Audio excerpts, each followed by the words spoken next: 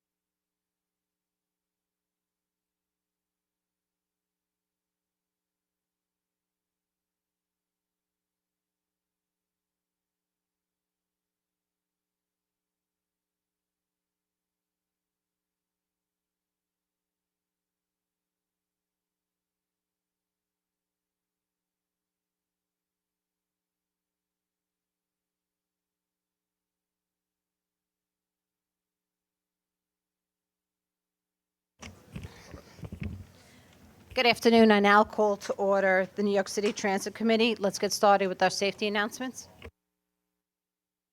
Your safety is of the foremost importance to the MTA.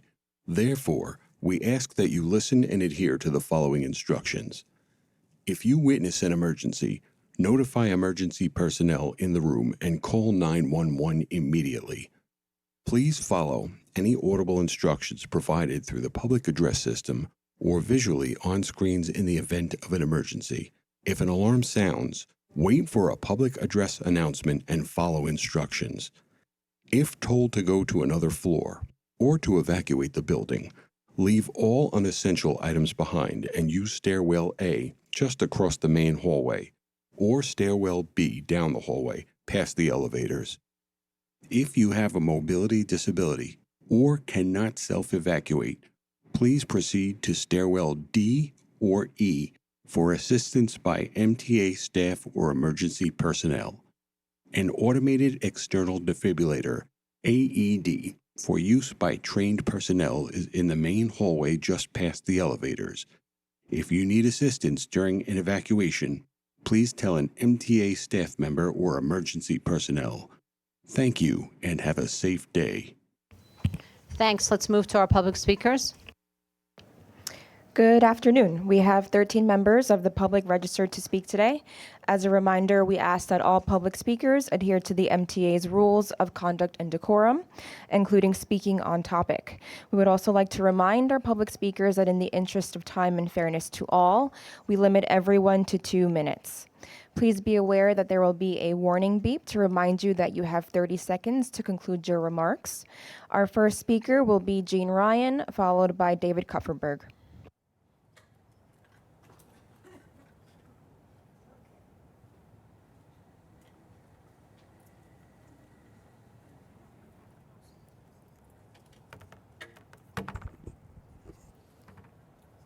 Hi. Hi. I'm Jean Ryan, President of Disabled in Action of Metropolitan New York, DIA for short. And I'm a wheelchair user who lives in Bay Ridge, Brooklyn. Sometimes they take the X27, X28, X37, or X38 express bus home from Manhattan because I like the freedom of not having to guess the day before for Access Ride where I will be and when I will be done. Well, the express bus should give me freedom, but it seldom does. I've been taking the express bus for at least 20 years, and during that time, I have tried to improve it for all wheelchair users with meetings and press coverage. It seems futile for the routes that come out of the Ulmer Park Depot. Are other express buses and drivers and bus maintenance as bad for wheelchair users as these are? I don't know, but nothing changes. I might get a trained driver, but often I get an untrained driver. And no exaggeration, I never know if I'm going to be able to get on the bus or off the bus or how long that will take. At best, it takes 4 or 5 minutes, start to finish, but often drivers, it takes 15 or 20 minutes to get on or off, or it can take an hour and a half if FDNY has to get me off. Drivers tell me that they have not driven these buses before and don't know what to do or to wait for the next bus, and sometimes they don't even try to get me on. Almost every time I take the bus, I would never get on unless I tell the driver how to use the lift. On the night of July 17th, it took 3 buses and 42 minutes before I could get on the third one to go home from Manhattan for a 21-minute ride. Why do some drivers learn how to move the seats and use the lift and others do not? Why is it that hardly anyone who drives in the evening or at night knows what to do? Why are there problems with the seats, the door, and the pins for the railings? That's for the people at Ulmer Please conclude Park your remarks. and the MTA to answer. Thank you. Our next speaker will be David Kupferberg, followed by Charlton D'Souza. Hi, my name is David Kupferberg, member Passengers United. As you saw, I have distributed to you a copy of our proposals and recommendations for the Queens Bus Network redesign. In the back, we have illustrations for the Springfield Boulevard, Bell Boulevard route that was in previous iterations, but not in this one. As I said last month, if these are not included, please don't call this project a redesign. I still think that the Queens Bus Network redesign public hearing held last Wednesday, July 24th, was a farce. The proposed final plan does not accommodate the projected influx of riders that congestion pricing is guaranteed to have. The MTA refused to incorporate the thousands of comments received since the release of the proposed final plan in December 2023. The MTA refused to acknowledge that it has not properly factored accessibility and equity. The MTA refused to acknowledge a petition signed by nearly 3,300 people to halt bus stop balancing. In other words, the MTA refused to do their due diligence. The MTA does not know what it is best for us. Only the people know what is best. Thank you. Power to the people. Our next speaker is Charlton D'Souza, followed by Christine Yearwood. Charlton, you're muted. Good morning, everyone. My name is Charlton D'Souza. I'm the president of Passengers United. So last night we had a stabbing. A young woman was stabbed at the Jamaica Van Wyck subway station. And like I said before, guys, everyone can mislead the public about crime stats. The truth is we have emotionally disturbed people who are off their meds in the subway system, preying on people. When are we going to get this situation under control? We have so many people in New York who want to work, and we should hire them, train them, put them in straitjackets, send them in the subway station, and start removing these violent individuals that are down there. And also, we have to prosecute the criminals in the subway system that are fair beating, robbing people, raping people, stabbing people, and shooting people. Something has to be done by the city. And we're not seeing that leadership right now. And we need to deploy the state troopers and the police properly. Now, I do want to talk about the Queens bus redesign. And I will say that no notices were posted on any of the buses in Queens until the very last day.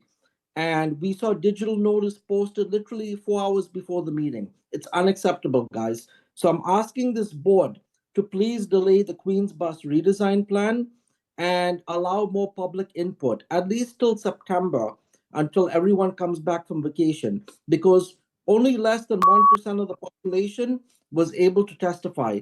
And the turnout was really, really bad. We had more elected official reps there and nonprofit organizations than the actual people who ride the bus. And so, Passengers United, we did the best we could, but I'm begging this board, please delay the Queens Bus redesign plan. You owe us that. It's your duty to put the notices up. Y'all didn't do that. Nobody came out. So please address this. Again, thank you so much. Our next speaker is Christine Yearwood, followed by Jason Anthony. I'm here today representing Upstand. I'm also an AXA member and a Long Island Railroad ADA Task Force member. I was tuning into the capital plan portion earlier, and I want to reiterate the need to keep these long-term goals on track for the capital plan, including especially the ADA components. Having this fully funded plan is crucial to make important accessibility and sustainability improvements. As Chris Greif mentioned earlier, obviously station improvements like wayfinding and elevators and ramps, braille, things that are life-changing for us all. I also want to stress the importance in this meeting of the electric bus fleet with the open stroller spaces and their accompanying depots. I have 3 young kids, and that's been hugely successful, so thank you for that.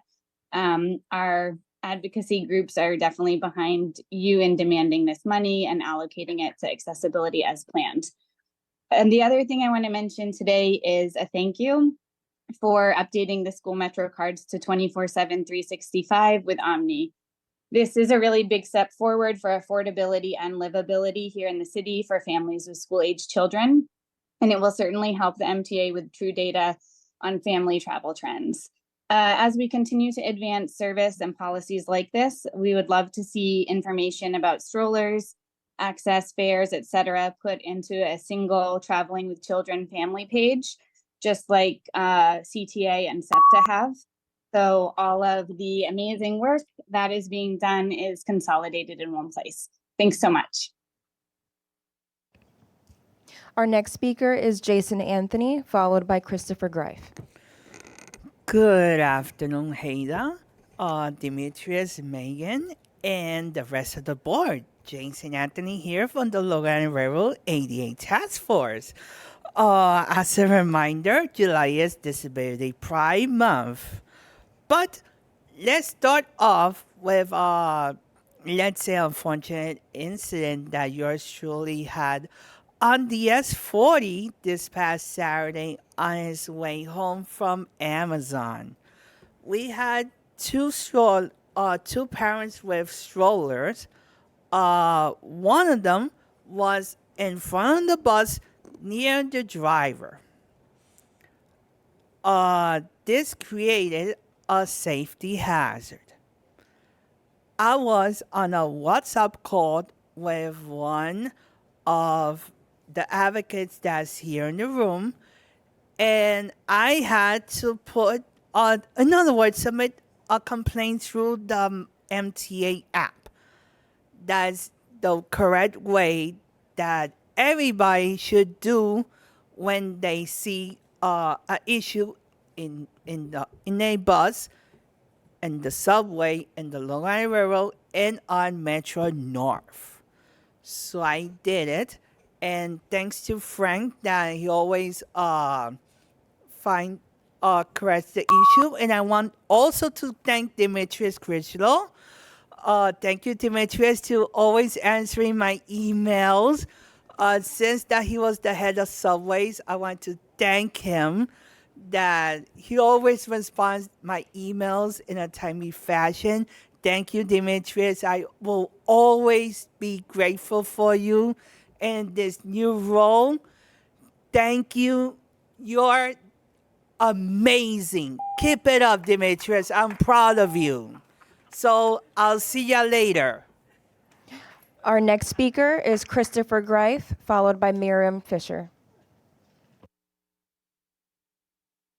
Good afternoon, which is, yes, it's still good afternoon. I'm Christopher D. Greif. Happy Disability Pride Month. First, I want to thank our NYPD chief with NYPD because things are getting safety. Yes, incidents can happen, but guess what? You guys caught them.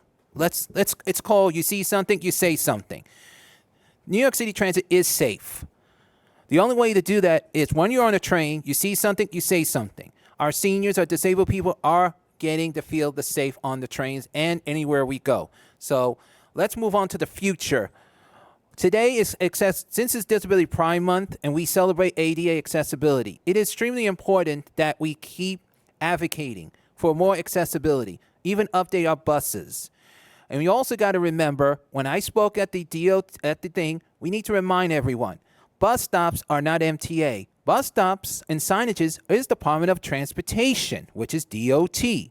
DOT handles that. DOT has an accessibility division, which he is working with us together as one, as a team, and we work together with the MTA. The planning staff does an excellent job. Let's stop criticizing and let's move forward. The only way to do it is to sit down and talk and communicate with them. Also, I want to back up with Demetrius. Also, I want to thank him very much because with incidents going on and things that we need to keep our eyes peeled, we want to thank him very much, as well as Frank and everyone from the MTA staff, from the accessorites to everyone. And we want to thank for that video that you mentioned, Disability Pride Month. I am very honored to see that because I share that with every elected officials and our press who are there watching us. So please make sure, don't forget us. Disability Pride Month is from July 1st to the 31st, as well as ADA 34. And thank you, MTA Government Relations, as well. Happy Disability Pride Month, everyone. Our next speaker is Miriam Fisher, followed by Andy Pollock.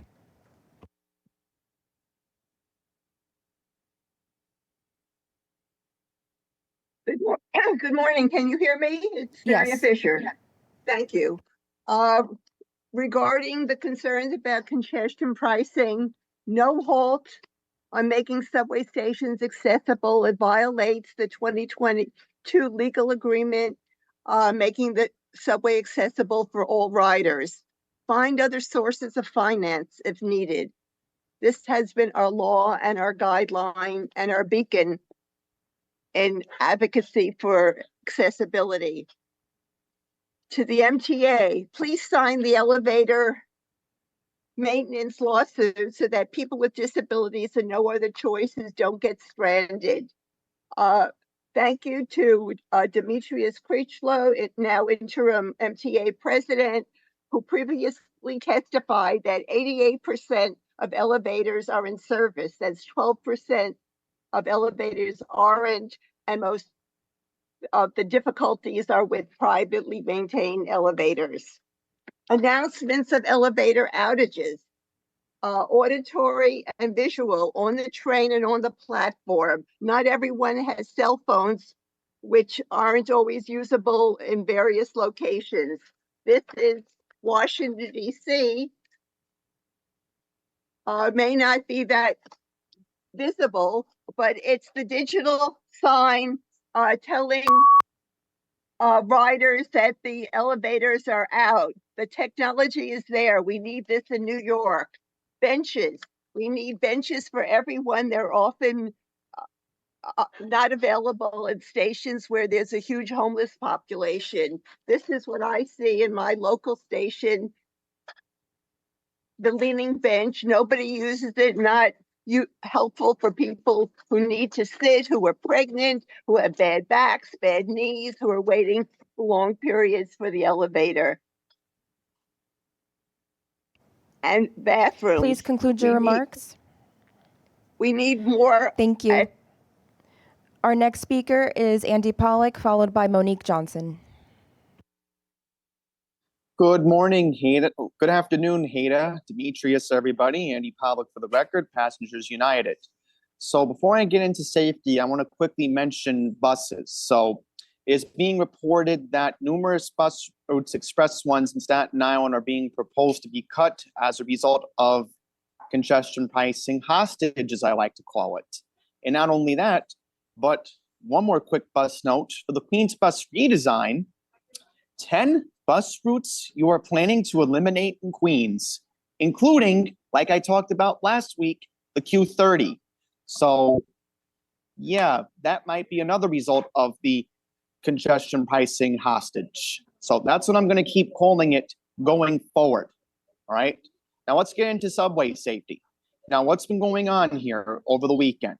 Well, we had a teenager die from subway surfing yet again, this time on the Rockaway branch on the A line back on Friday night.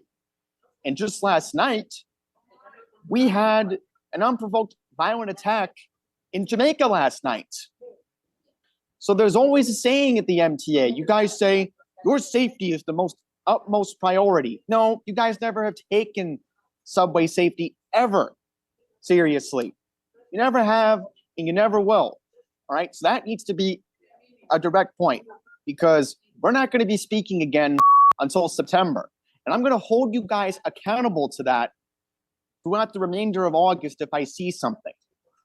So I'm going to see that going forward. So my time is concluding. I'm done talking. So I'm going to let the next speaker go on ahead. So thank you very much for letting me speak this afternoon. Our next speaker is Monique Johnson, followed by Cassie Rafucci.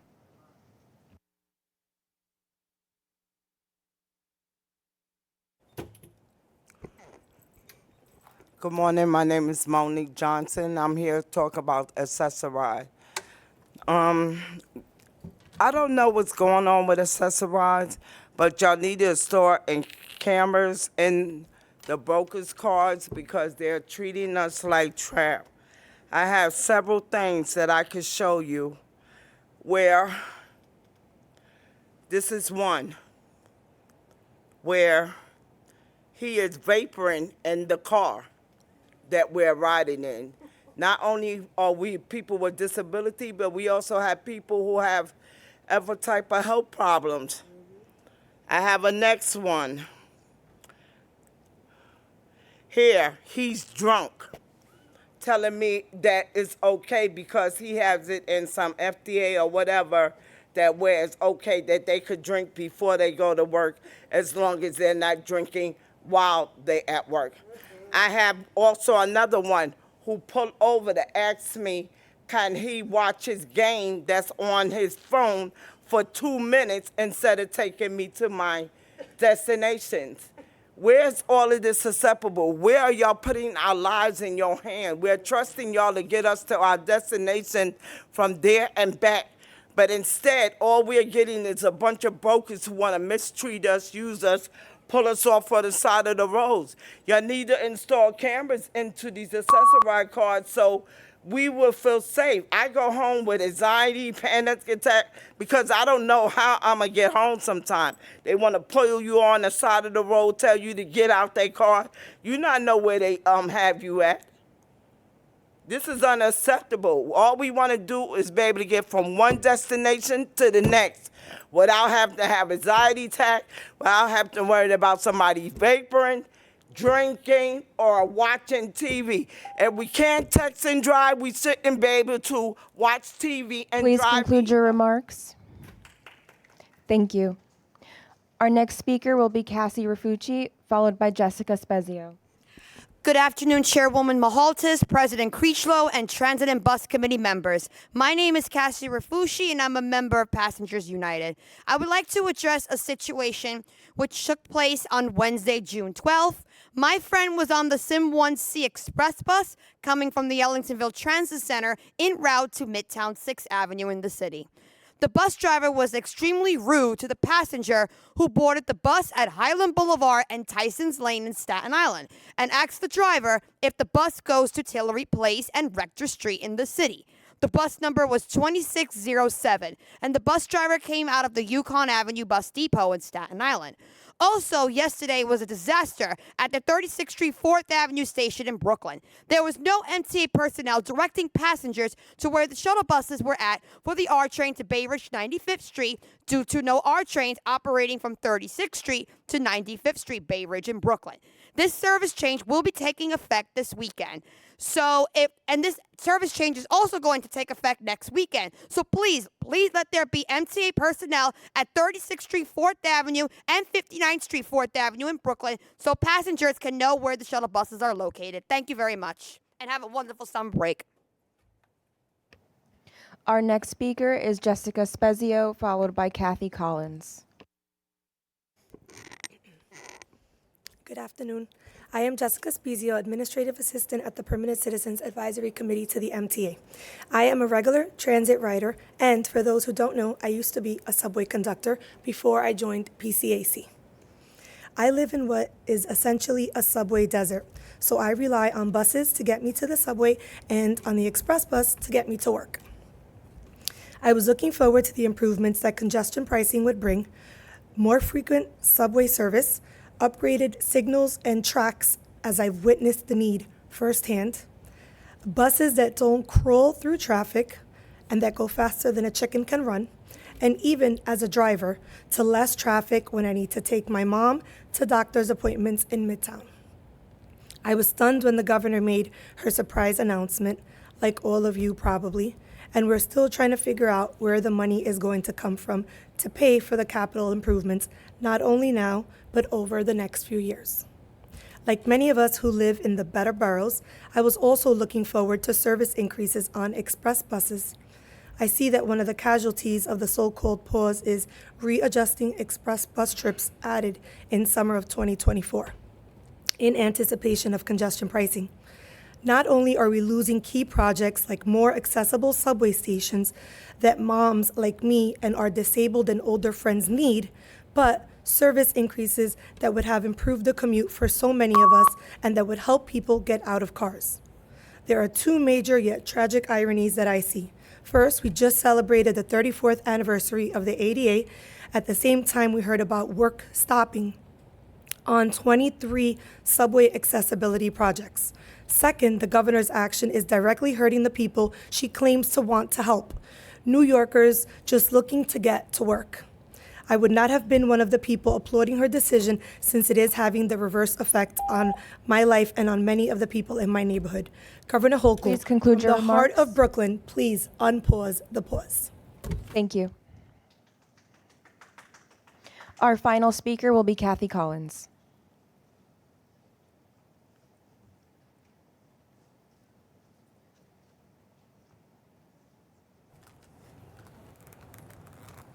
Sorry to keep you waiting. Oops. Good afternoon. My name is Kathleen Collins, and I'm the treasurer for Disabled in Action. So I feel your pain about balancing the budget, so to speak. I know when I come here, many times I complain, and today I'd like to say I had a wonderful trip with a gentleman. I can't remember his name. He was an Uber driver that I got through the on-demand program. The on-demand program has changed my life in that on Friday I was able to attend two events. First, I was able to attend an event for SANIs with the League of Women Voters. Myself and another colleague of mine were able to speak about voting for people with disabilities.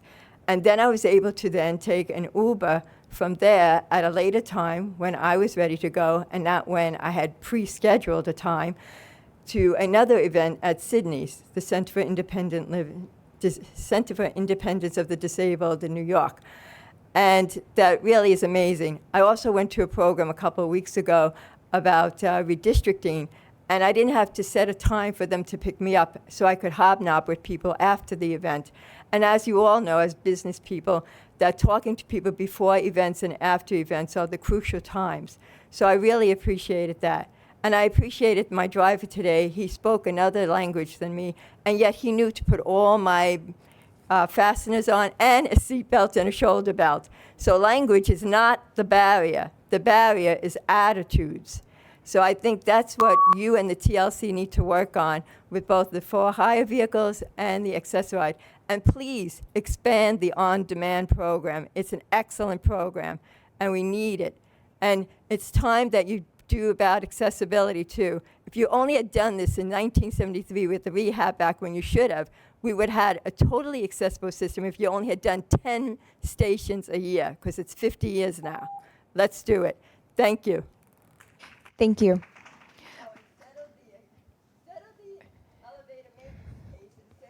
Please conclude. Thank you. That concludes our public comment session for today's meeting. Thank you. Thanks so much. I will now make a motion, I would now entertain a motion to approve the minutes from the June 2024 meeting. Second? Second, all those in favor? Aye. Against? Abstentions? Motion carried. Okay. Demetrius, are there any changes to the work plan? No changes to the work plan, but we did include a staff summary in the committee book for a request for fall 2024 readjustments to the express bus trips added to the summer of 2024. Following the pause and initiating congestion pricing, express bus service on 6 routes will revert to their previous schedules this September. This removes a total of 8 midday trips that were added in the summer, funded by the Outer Borough Transportation Account in advance of the launch of congestion pricing. Yes, Amira, excuse me. Thank you. I just want to clarify, say publicly, the city and me as a board members, opposition to reducing the express bus service, especially for those areas in Staten Island and the outer boroughs in Brooklyn and Queens. It is important, not only is it an excellent alternative to cars, with or without congestion pricing, it's not funded directly from congestion pricing, and these are accessible routes. So for many people, this is the only option they have. So I really am concerned about taking this, what I consider a step backwards. I also want to understand procedurally what the board's role is in this decision.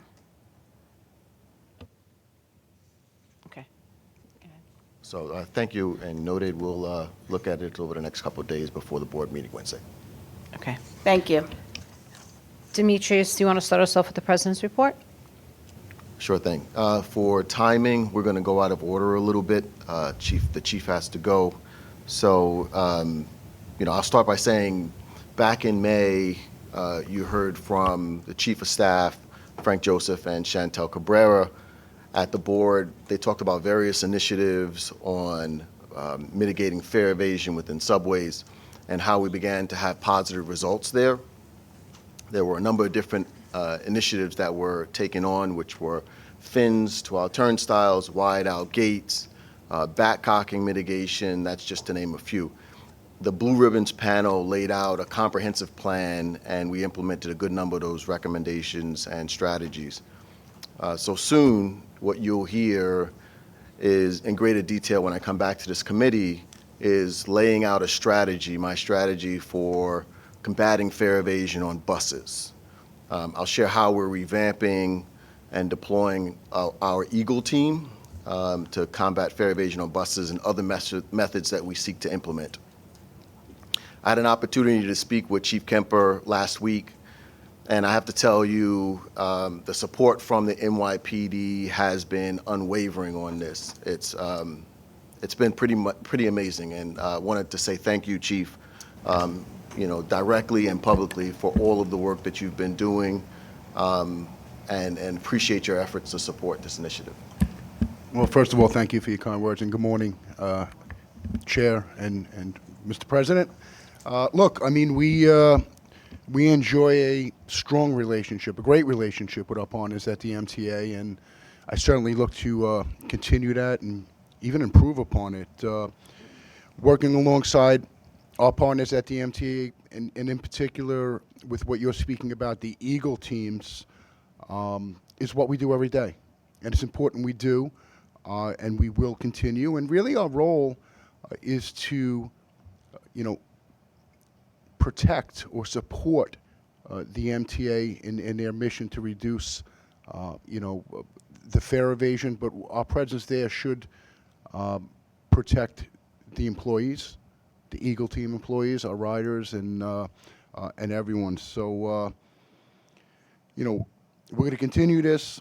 And again, I look to just maintaining and even improving this this relationship. I think everyone's going to see some real interesting, dynamic things coming our way in the near future. So thank you.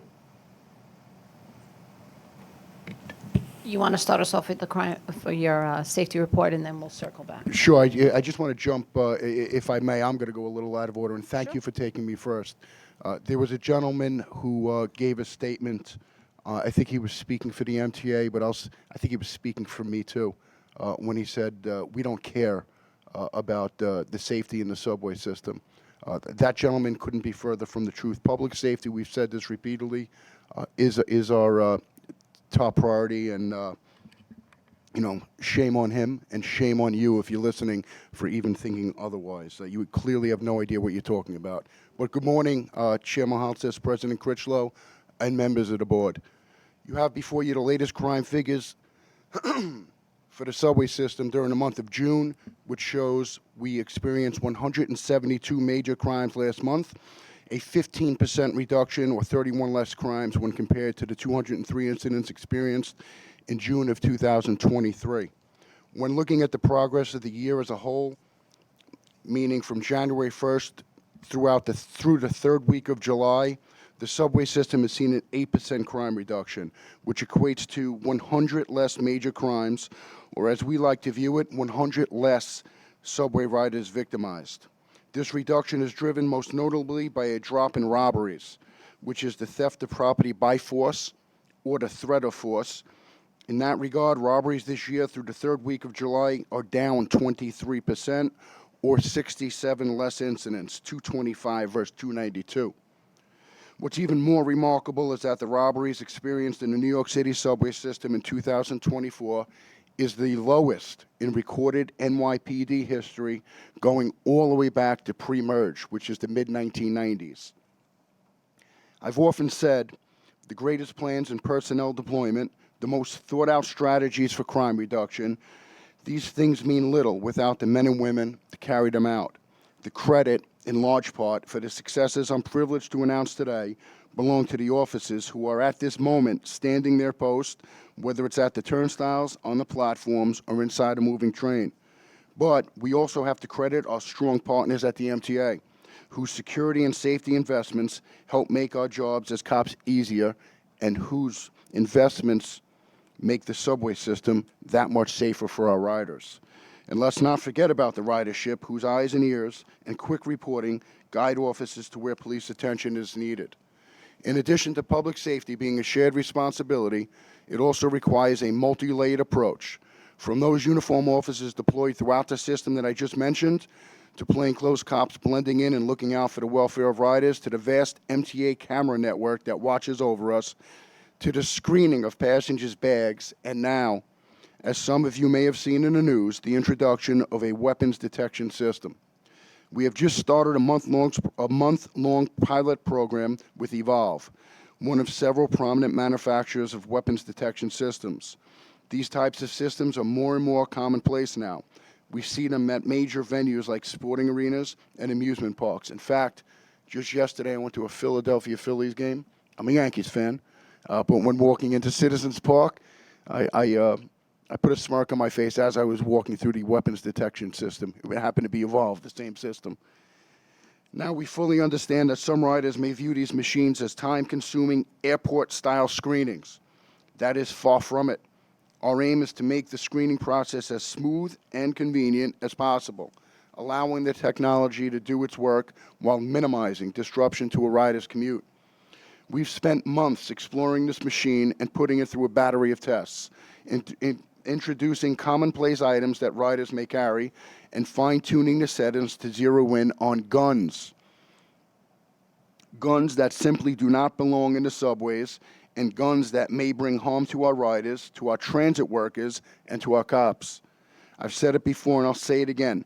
This is all about public safety, and we welcome any innovation that furthers the safety of the system by reducing guns in our subways and hence preventing shootings in our subways. Because as a public safety agency, how can we not? With that, I thank you for your time, and I will gladly take any questions that anyone may have. Thank you. Thank you, Chief. Excuse my voice. That's okay. Any questions for the chief? Okay, if not, just a comment. Chief, Norman, I'm sorry. I apologize. I was looking this way, not looking straight Yeah, ahead. well, Mr. just- Norman Brown. It's a numbers question. You said 145 instances in the last month. So we got 4 million riders. 145 instances of what? Yeah, so we got 4 million riders twice a day times 30 days. What's that? 120 million people, and you've had 140 incidents? It seems like it's like the safest place in New York. I mean, I don't know. I mean, 145's 3 digits, but it's not 8 digits. And, you know, congratulations. I think that's great work. Now, a question about the Eagle teams, though. As you support the Eagle teams, are you supporting them with a uniform or with a plainclothes guy with a badge? So Just first, out of curiosity. Yeah. So first off, yeah, we're averaging less than 6. I think it's 5.68 to be exact. Not that I know the number. Year to date, 5.68. We call them major crimes, index crimes. That's robberies. You know, the felonies in the subway system. And look, as good as we're doing, we're the first to say we could always do better. One crime is one crime too many. But we are certainly encouraged with the progress that we're experiencing in 2024. To answer your question about the Eagle teams, we're supporting them with uniform police officer presence. For now. You okay, Norman? Okay. Lisa has a question. I believe I asked this once before, so I apologize. How are the stations selected for the scanners? So that's a great question. So this is going to be a pilot. It's a 30-day pilot. You know, we're going to learn. We'll reevaluate after the 30 days. How it's going to work for the 30 days is the machine will be at a different station, you know, encompassing all 4 boroughs throughout this 30-day trial. So I hope I answered your questions, and that'll be determined, you know, after the 30-day how we're going to expand its presence. But maybe a station will get a visit more than once during the month, but Fulton Street, it started Friday. I'm not sure if I should say it's in Times Square today. It'll be somewhere else tomorrow. It's 2 different periods at times during the day, morning and afternoon. And we'll be in Queens, we'll be in the Bronx, we'll be in Brooklyn. So, yeah. Would you be able to, and I don't know publicly, but let me know which stations are in the Bronx? I'm curious because we have some challenging stations in the Bronx. I'm curious if that's where you would put it. So during the pilot, the stations were chosen strategically for reasons. Chief, is it based on the number of people going through those stations? Like So Fulton's large, Times Square's large. I mean, without. Yeah, I mean, giving away stations. certainly it's going to be, you know, moving forward. But for this pilot, I think I made mention, I did make mention that we were, you know, for months, you know, working on this, and we used police officers, and we experimented, if you will, in certain stations throughout the subway system. So I guess, those are really the Chief, subway right, so stations Lisa, that we're going back to, Right. because we already experimented in those stations. If I may, Chief, maybe Lisa, you should trust the chief Yeah. to know what he's doing. And I guess part of it is if you tell them what stations, it just deters everyone from, you know, going without around a the doubt. I station. just- Right. So I would Yeah. say let him do Yeah. his job. It's one station a day for the next 30 days. Each day it'll be. It's not. We're not sticking to the same. The beauty of this machine is that it could be moved. Right. That's pretty cool. Thank Yeah. you so very much. Andrew. Chief, thanks for everything you and your people are doing. I'm all in favor of these weapons detectors, but they're easily detectable as soon as somebody sees one, either with the hardware there with the Evolve name on it, Yeah. or the police officer that will be there in case it's set off. Why would somebody just not go to a different entrance? I mean, If I had, you know, first of all, thank you for your kind words. If I could answer what goes through people's minds, I probably wouldn't be sitting here. Here's what I can tell you. There was an individual, this is a true story. There was an individual that went to a bag check last week, and the MTA police, he handed off his bag for the bag check, and there was a loaded firearm in that bag.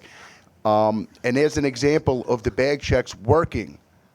So, I look at it as a tremendous preventative, thing.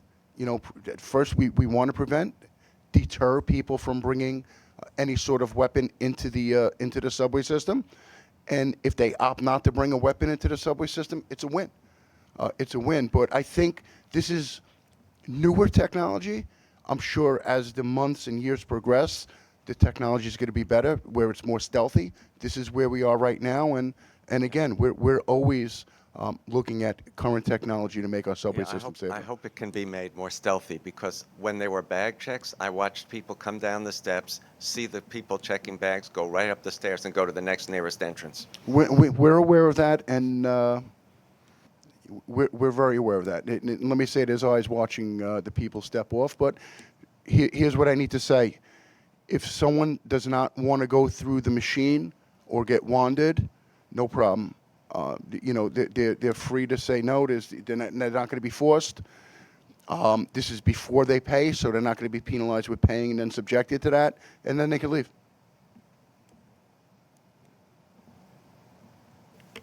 Any other questions for the chief? If not, thank you, chief, for all the hard work on behalf of everyone here at the MTA, and hopefully things will continue to get better. Chair, thank you so much, and President Critchlow, thank you. And to the entire board, thank you very much. All right, Demetrius, we're going to go back to our regularly scheduled program. Absolutely. But before I do, I just wanted to say one more thing to the chief. First, thank you for all of your work. And circling back on bus fare evasion just for 1 minute, it deserves added focus because of where it is. It's clearly a huge part of what we do at New York City Transit. We owe it to our paying customers to be able to do everything within our toolkit to be able to fix this issue on fare evasion. Fare evasion at this point on buses is nearing 50%. That clearly spans beyond those who don't have the financial means to pay. Individuals are literally evading a $2.90 fare that are going to plays, that are going out to dinner, that are going to work, and they're paying full fare when they go to these locations. The reality is, people do not go to any of these places and expect not to pay. Why should the means of transportation that they receive here be any different? I'd be remiss, and this goes to David Jones' point, which I think he's going to mention, is talking about the resources that we've given to most of the individuals in these vulnerable communities. We continue to push for equity in our system to make sure that it's accessible to New Yorkers. Whether you're a student, a person with a disability, an elder, low income, no matter your situation, we're pushing things like the Omni Card. We're pushing the Fair Fares program. We're pushing the Reduced Fare program. And we're going to continue our work to step up and increase awareness of these programs. It's like integral to us. But people want great service. That's what they continue to say to us. They want great service. And we want to deliver upon that. However, you need to do your fare, do your share, and pay your fare. I think so. David. First of all, I want to congratulate the chief and the shift in emphasis away from, catching poor people at Fulton and Nostrand, my old stop, and the notion that this is more widespread is really refreshing. And I want to thank you both for recognizing that. I keep wondering, however, whether another approach to this could be, Eagle Team participation is relatively expensive. And I've talked about again and again, could we come up with a lower cost intervention on buses, similar to what they do in Britain, of having checkers in uniform, essentially our version of meter people.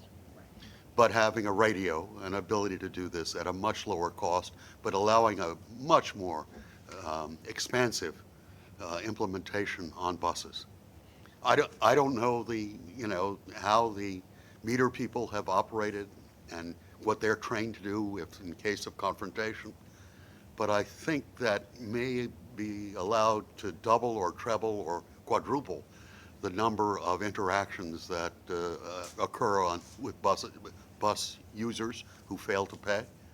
I'm just wondering, this is a suggestion. I don't know the conditions that we had, but I get the impression Eagle teams are relatively expensive.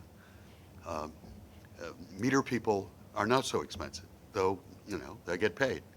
But I'm wondering if you're really going to deal with 50% failure to pay, we have to find a more expansive way of having people on every bus that we can deal with. So I just put that out there. I'm not directing how this should happen, but I would like you to at least explore it and whether the NYPD could tell us their experience with meter people and those kinds of interventions. Thank you. So I appreciate it, David. I think, one thing that you can, without question, tell by our efforts on the subway side is we were very intentional with the things that are within our control to be able to make changes in this area, right? So a lot of the mechanical interactions with customers is what we targeted. And we still have some more ideas to target there as well. But I think the first crack at this, me taking this position on an interim basis for a month, was, what can I do meaningfully within a short period of time with the resources that we have available to be able to make a real difference in how we do what we do. And again, the chief, looking at existing resources, this is not utilizing any additional resources, this is utilizing the existing resources to really to see if we can make a difference. So I'm actually looking forward to discussing more at the next committee meeting.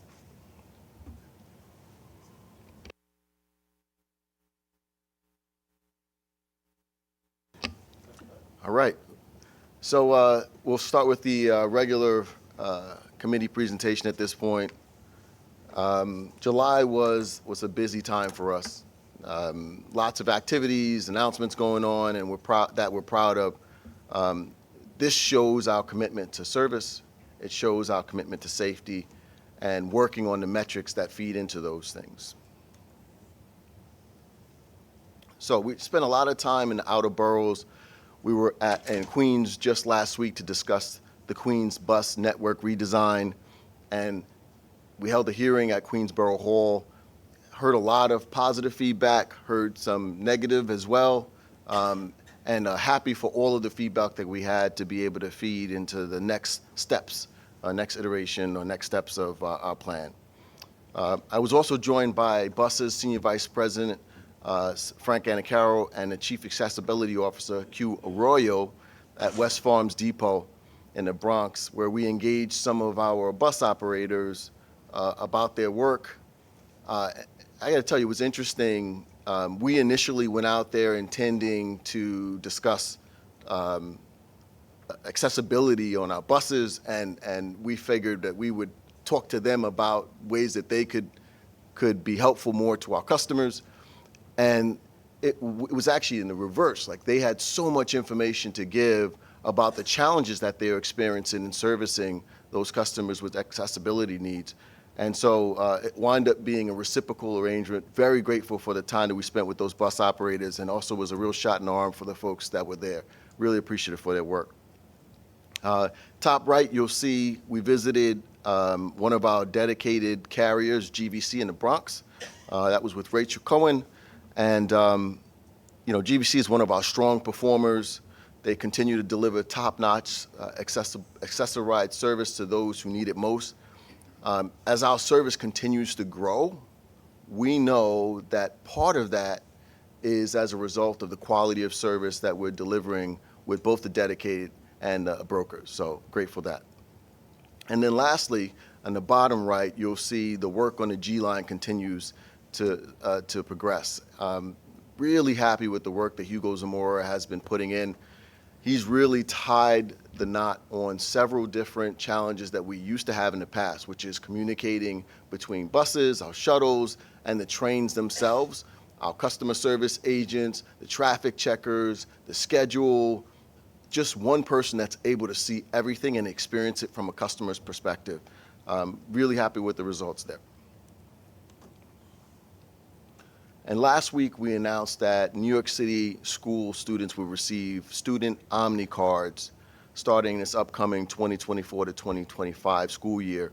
The new student Omni card expands the benefits that the previous student MetroCard had and provides the semester students with this program has been in place since 1997. It's now being replaced with these Omni cards for all eligible students. The differences for this is the new student Omni cards will be valid for 24/7 day, 365 years. So you don't have to worry about just being within the school year. You don't have to worry about, well, school hours are here to here, so therefore you have to use it. In our time out at the transit school, we saw different students who talked about their experiences real time, the challenges that they have. But the fact that they have, their school doesn't end at the bell when it closes, right? They have after school curricular activities. If they're really well in advance, they're doing all types of things to try to better themselves for that college opportunity. So this will be a really good opportunity for those students. It will be valid for all subway, local, limited, select buses, Staten Island Railway, Roosevelt Island Tram, and the Hudson Rail Link. And it will include the free transfers from one mode to the next. You'll keep the same card for the entire year, which also encourages students to get in the habit of paying their fare with Omni cards. So really happy with that progress. And celebrating Disability Pride. We spent some time in the month of July celebrating Disability Pride at New York City Transit, including the MTA's Accessibility Awards. For too long, our public institutions have been inaccessible. However, it's great to be able to say that at New York City Transit, we're chipping away at those things. Whether that's the work of C&D by putting new elevators into our system, or our elevator and escalator team maintaining as great a service as possible with the existing equipment. I'm proud to be a part of the significant work that's being done on this front. We now have 151 accessible stations across our system, and to top all of that, just the stations themselves, we also have a number of initiatives that we're dealing with between the board area decals, Navilens, and tactile braille line maps. So there's a lot more work to do. There's no question we could be doing more, but I want to take the time to acknowledge the work and the people who are doing the amazing things that they are doing to make the system more accessible than it is now.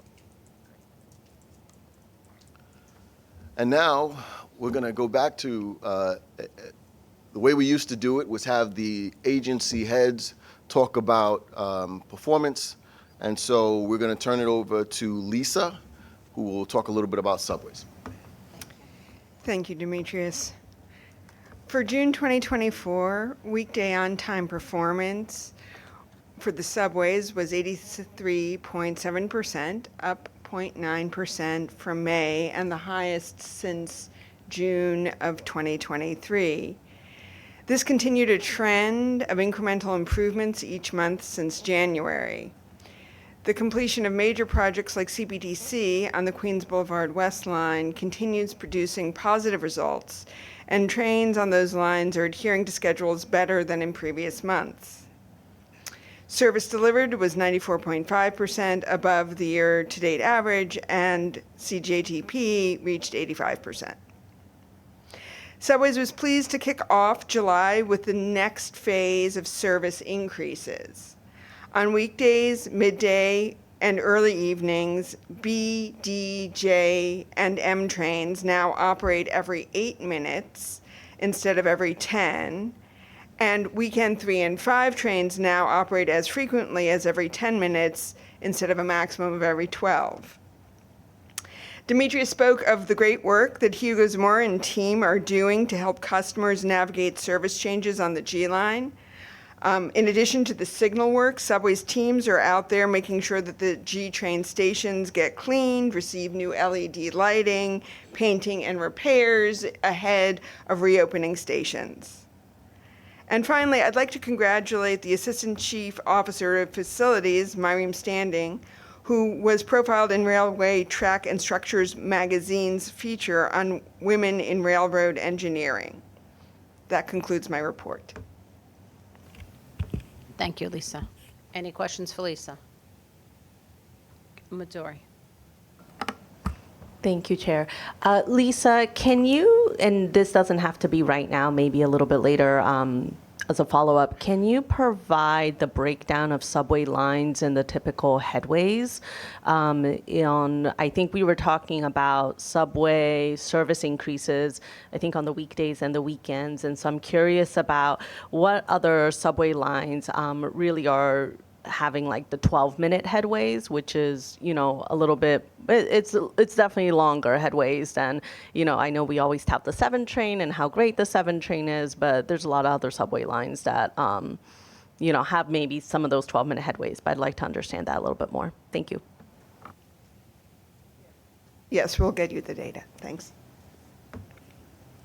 Great. We're now going to move over to Frank. Hi, Frank. Hello, thank you. And for buses, bus performance in June improved in all key areas compared to May, and we remained stable versus June of last year. Buses delivered 95.1% of service while managed to complete 96.4% of trips. Customer journey time improved by 2.3% as compared to May of 24. Bus speeds in June slightly improved by 1.3% versus May, but no surprise here where, congestion's real. We're at 8 miles per hour, right where we were pre-COVID. Our average paid weekday paid ridership is leveled at 1.26 million. And I just want a few notables here. The bus team continues to implement our targeted route improvement initiatives to our lowest 30 performing routes this year. In June of 24, 40% of these routes, or 12 out of 30, showed improvements on 3 or more performance categories relative to their division.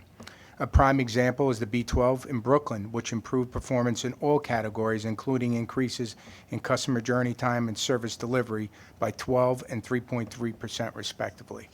I'm happy to report that the latest spring customer count survey shows an improvement in customer satisfaction for these routes. Satisfaction for these routes is at 67%, a 5% improvement from fall of 23. Additionally, the 10 routes that graduated from last year's route improvement initiative have maintained their progress, achieving a 70% satisfaction rate and also a 5% increase from the fall. As mentioned about the G line, it's been a great collaboration here from buses, subways, and the entire transit team. And I just want to give a shout out to the buses road operations team and depot management team for their hard work in here, setting up, implementing, and manage this. It's really a great example. A couple other things. In June, we were also successfully launched our ACE, automated camera enforcement, on the 14 routes throughout the boroughs, and we are giving warnings for 60 days. So the warning period will end on August 18th. So everyone, please do not block our buses. We're out there. And then finally this week, we're excited to begin distribution of our Safe Bus Operator Awards for 2023. So we'll be handing out over 4,000 awards to operators who operated last year with 0 accidents. So I want to congratulate to them all for the best team in the business. And now that concludes my remarks, and I will hand it over to Rachel. Thank you, Frank. Hi, Rachel. Good afternoon. Thanks, Chair Mahaltzis. June was a very strong month for paratransit as well, meeting and exceeding our key performance indicator goals. On-time performance remains strong and trending positively, particularly for our broker service, which is at 93% on-time performance in our 20-minute window. No-shows also remain very, very low, which is a point that we track very closely, of course. In the month of June, we served more than 1.1 million riders on paratransit on over 760,000 completed trips. And both trips completed and ridership continue to track near 20% year-over-year growth from 2023 to 2024. With those numbers, we marked our busiest first half of the year ever in 2024, the most trips completed and riders served in that 6-month period for paratransit. We're back to and exceeding those pre-COVID levels, which is really a testament to the positive impact of our improved service and just the critical need for paratransit to keep New Yorkers moving. Other notables for the month of June include continued slow but steady increase in adoption of the My AAR app. This was the first month where we exceeded 15% of our trips being booked by app, and we continue to increase that number. We released our technology RFP for our new scheduling and dispatch system, and we'll be back early next year to continue reporting on that. And we did all the prep work, and on July 1st, marked the successful transition to phase 3 of our eHealth program. And again, look forward to reporting back on that in the fall once we have some good data to share. Thanks. Thank you, Rachel. Any questions for Frank or for Rachel? Okay, if not, we're moving on to Q? Or no? Sorry, I'm all confused. No, Back you're to good. Demetrius. Sorry, it's my fault. I'll take the hit. Okay. So, thank you, team. Up next, we have a presentation by John Kaufman, the Chief of Strategic Initiatives, and Chris Pangilinan, the Chief of Operations Planet, to report on a fare-free bus pilot, Great. which will sunset at the end of August. So now, just to tee this up, there was a lot of fanfare on this pilot. Want to remind folks that our hope was that this pilot would get people out of their cars and onto buses on these routes. The data they will present today shows a lot, but we did not see anything that aligned with that initial intent. So, John, Chris, the floor is yours. Who knew? Great. Thank you all for joining us today to give you this update on the fare-free bus pilot. I know we're a bit limited for time, so I'll do a lot of the talking here, but Chris will be available to help with questions as we get through the end of this. Just to remind you all, last year as part of the budget, New York State mandated the MTA Select to operate one bus route in each borough, be fare-free for 6 to 12 months. We're going to talk today about the first 9 months of that pilot, and as Demetrius just mentioned, we'll be ending this at the end of August. Originally, again, the criteria we used for these routes are looking for low-income areas with disadvantaged communities, where maybe additional access to employment commercial areas would be desirable. We looked for routes that weren't overcrowded today. We didn't want to create an instant problem, and routes that had significant regular service already. We want to make sure it wasn't near other buses that it could easily accidentally cannibalize the service for. And we want to make sure these routes didn't have any unusual fare evasion trends, so just kind of a normal fare evasion situation. On the right-hand side, you can see which routes were chosen: B60, Williamsburg to Canarsie, Q4, Jamaica to Cambria Heights, Crosstown, M116 in Harlem, Mount Eden at the BX18, and a route in S46 in St. George. Let me give you the high-level findings here. Firstly, we did see ridership increase in all routes. Things that are free are desirable, and this is a good service. We did unfortunately see limited new ridership, in that a lot of the existing riders use the fare-free routes more rather than stimulating a lot of new people to our transit system. Service performance had mixed results, and I'll get into all this in a second. Fare evasion on nearby routes was consistent with system-wide rates, so we didn't have immediate confusion as to which routes were free or not. We did a lot of signage to make sure that wasn't the case. And overall, when you add up the cost to the MTA, this cost us about $12 million to run for a 9-month period. Let me take you through some of the details of that. Firstly, on the increased ridership, here we break out the increases seen both for weekday separate from weekend, route by route over this period. We'll note overall the system itself grew between 6 and 8% in this period, so that's also something to keep in mind year on year. You can see some routes, Q4 in particular, had a lot of growth, and then on the weekends you see generally for all routes is a bit higher than the weekdays. For us, that's an indication of these are discretionary trips added, and more of that happens on the weekends than during the weekday overall. Again, this is for a 9-month period. I'll also mention again, with the routes we chose could absorb these loads, and so again, we didn't see substantial crowding in these routes as a result of it. There was some peakiness to that, so the AM rush, for example, got a lot more traffic than the shoulder times, but it all stayed within service guidelines. Let me tell you a little bit more about what we learned about ridership. This was done through surveys that were done on buses for all these routes over a 2-month period. So in October, November, we had a team out there intercepting riders with tablets, multiple languages, QR codes, and so this is a pretty good data set overall. That first finding is probably the one that is most directly impacts how to think about this. Very limited new ridership. Only 12% of riders were new to the route. So everyone else who we're speaking to on these buses had already been taking the route, and we saw that they increased the frequency of their riding on the route, but it wasn't, again, a surge of new people to the transit system. The second row there, you can see what new riders were doing versus existing riders. That mix in that first pie chart on the second row shows that leisure and errands is what a lot of the new riders were doing, with some folks who are going to school and work, but existing riders are still very heavy core uses of having to get something every day, and doing that a little more frequently. We looked at income profiles of the new riders versus existing, and again, very similar and consistent with folks who are using the buses already. And again, very low income areas, which again was how it was designed in the first instance.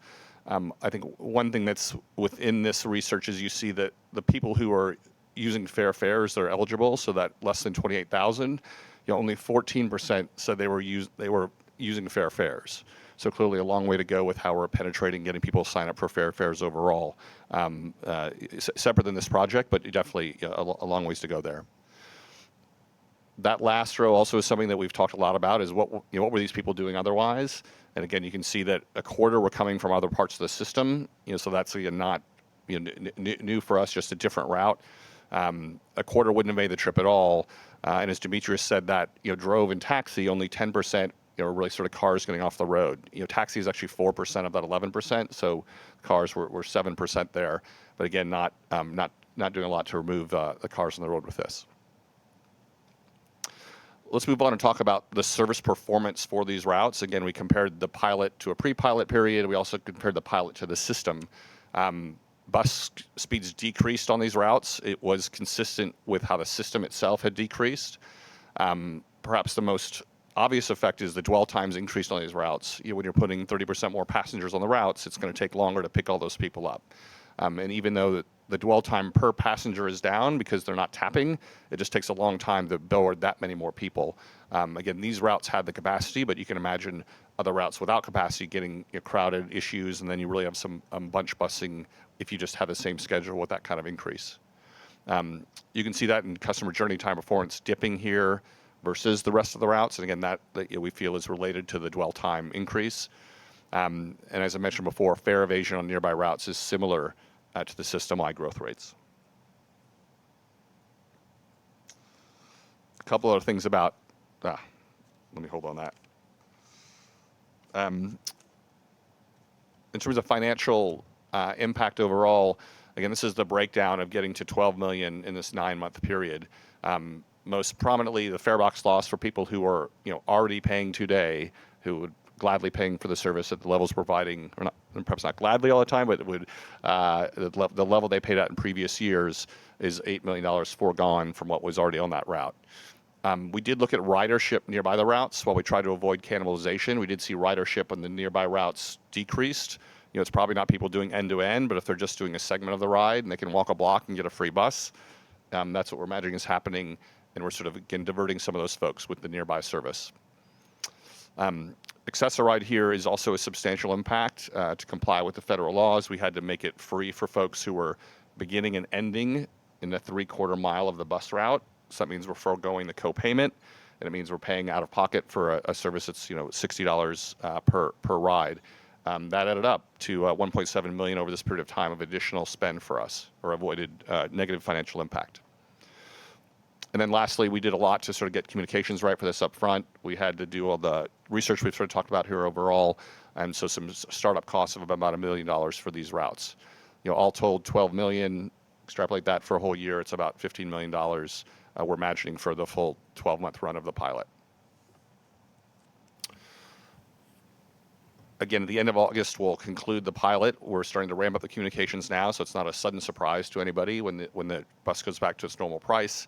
From this, we really want to continue to focus more specific efforts on affordability. Fair fares being the most prominent one to try to get enrollment up. That we think that's a better way to help folks that we're trying to help here with bus service.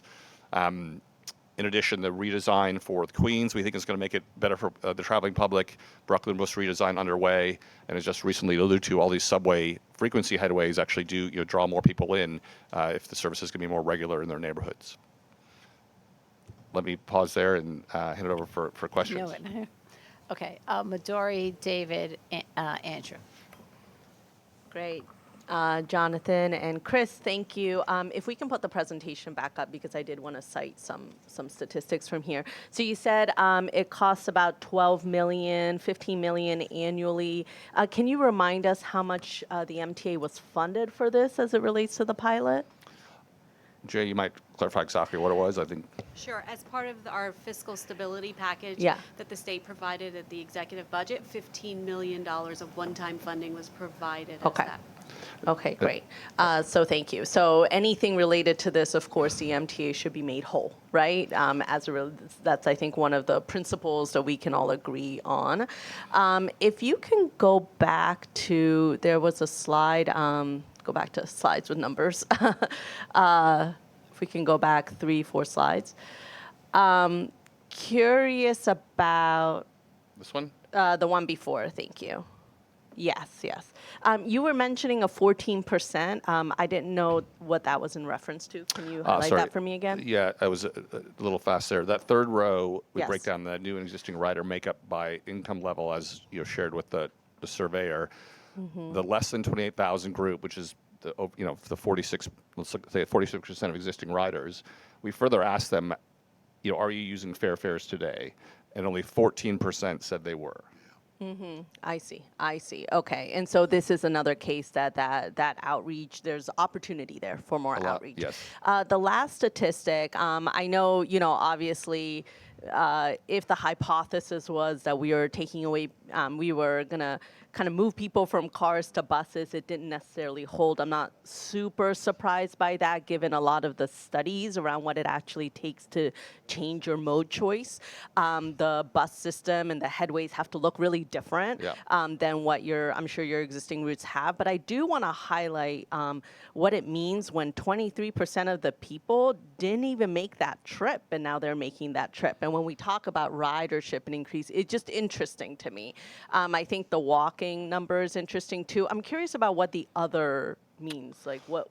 Yeah. Is this like bike scooting? In this instance, we had other was a choice for folks, and so we didn't have a write-in. So it's a lot of people who say, we think it is another bus, or maybe they biked or things like that. Mm-hmm. But I had the same question, which is why is that so large? But I understand your point about cannibalization as well taken. You don't necessarily want to just take from other buses and bus routes that are probably a little bit more balanced in terms of passenger ridership into these routes that there's performance impact to those routes because of increase in ridership, which is good, but we really want to balance it out. So I appreciate you looking into this. And was that the only, quote, measure of success for the pilot? Were there any other measures of success? I think, again, how the state lays out the legislation, I think there were different people had different ideas as to what success here would be like. We're reporting back on all the metrics we were supposed to report back on. There's some other stuff that will be posted complying with the legislation. Again, different folks have different ideas of what is success here, but I think to the cars off the road, we're not seeing that here from this. And again, for me, the fact that existing riders, it's predominantly benefiting existing riders, is an interesting finding about. You're starting about if your goal is helping them with affordability, and there's smarter ways to do that than this. Okay, thank you. So it also, in that case, is only helping people on this route, and that's where broader affordability helps them wherever they're going. David? Yeah, I would like to see the full report.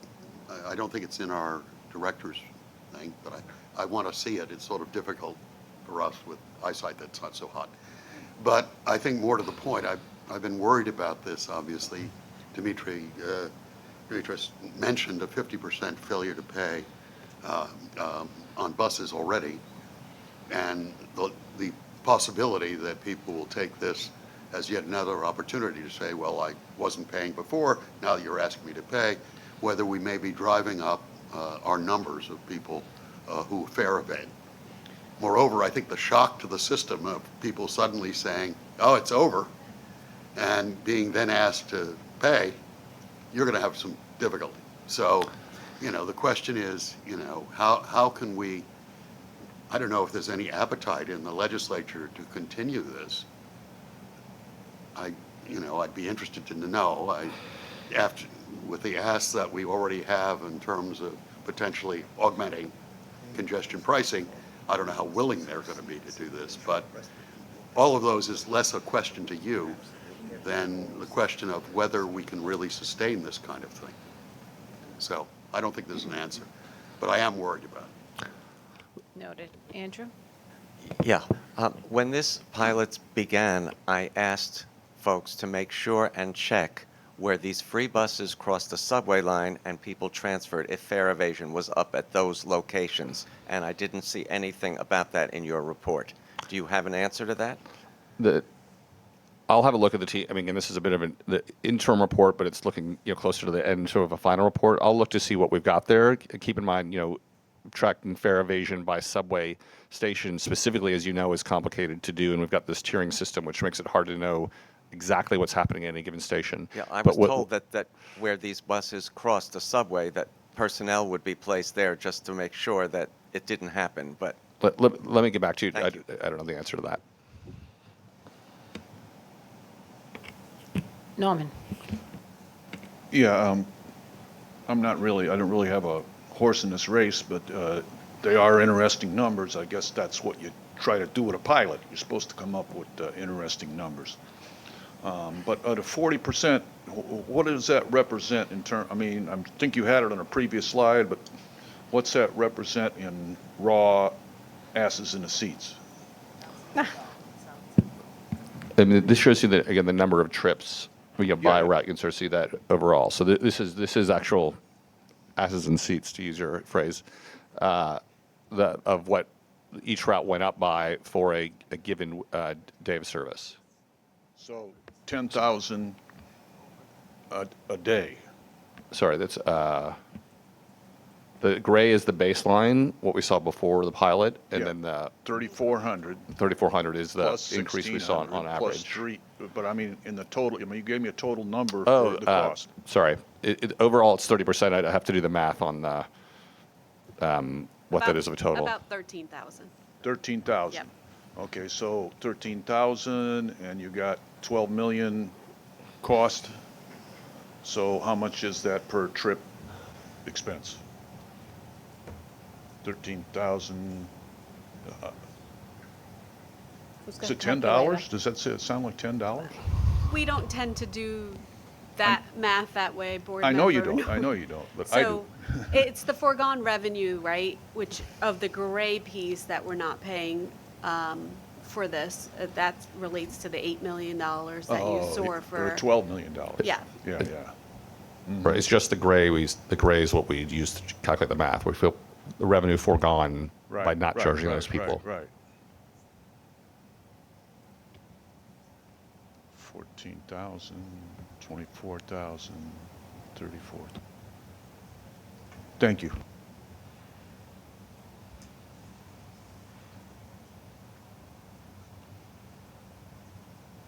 Sorry, go ahead. All right, we continue. We're going to Q. Thank you. Good afternoon. As you heard, this month we've celebrated the 34th anniversary of the signing of the Americans with Disabilities Act, and my team has been working with departments around the MTA to ensure we celebrate the service we deliver to our customers every day. We joined at several events and resource fairs across the 5 boroughs, including our partners like Disability Unites, elected officials, and their events around the city, and cultural institutions like the New York Transit Museums. I want to thank our mobile sales team who have joined us at many of these events and continue to bring service to our seniors and persons with disabilities to communities around the 5 boroughs.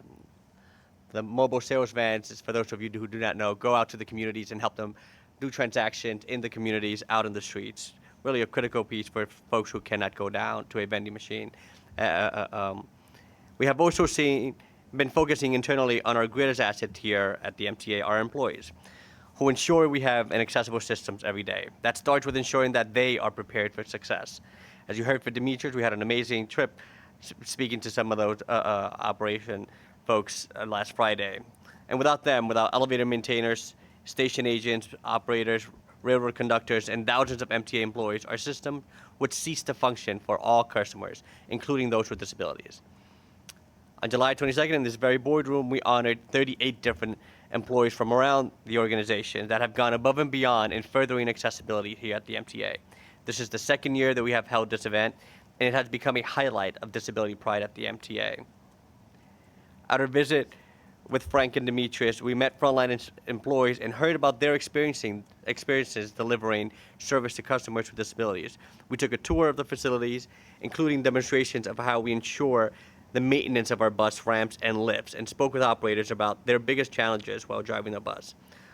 Our bus operators rise to the challenge of ensuring all customers have a safe and comfortable ride every day, and it is important to hear directly from them about how we can improve the service and experience for all, not only our customers. Something that I made sure to tell them was that though we think about our customers as the riding public, to us here at the MTA, our employees are our first customers.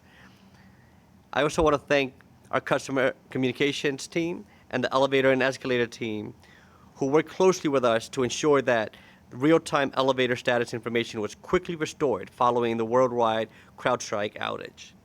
Lastly, due to continued efforts of the teams in partnership with MTA Real Estate, Construction Development, New York City Transit, and E&E and MTA Legal, the maintenance and performance of elevators owned and maintained by third parties has significantly improved since last year's performances, almost double the availability that we saw last year. And we heard from public speakers earlier about that being one of the stress points. Well, we're proud to see that collaboration internally has really paid off externally, and our customers are seeing better usage at those third-party elevators. We look forward to continued enhancements of services throughout the organization and to work closely with transit and staff leadership. Thank you. So two things. Q, I'm happy to hear that the third-party elevators went up. Is that just because we're talking to them, or there were episodes? I don't want to jinx anything, but Let's say my team, C&D, and others have become vigilant. beautiful, beautiful. And I just whispered to Demetrius that you, Frank, Lisa, and Demetrius going out to the employees and them seeing you, whether it's at, the bus depot or whatever, they love that, right? And it makes them feel so proud. So that's wonderful that you guys do that, and keep it up. Thank you. We have no procurements, right? Or do we? No procurements. No procurements. All right. Are we done? Do I ask? Any questions for Q? Any questions for anyone? And we have no procurements? Okay. If not, we'll see everybody on Wednesday. Motion to adjourn. Midori, David, thank you, everyone. Great work.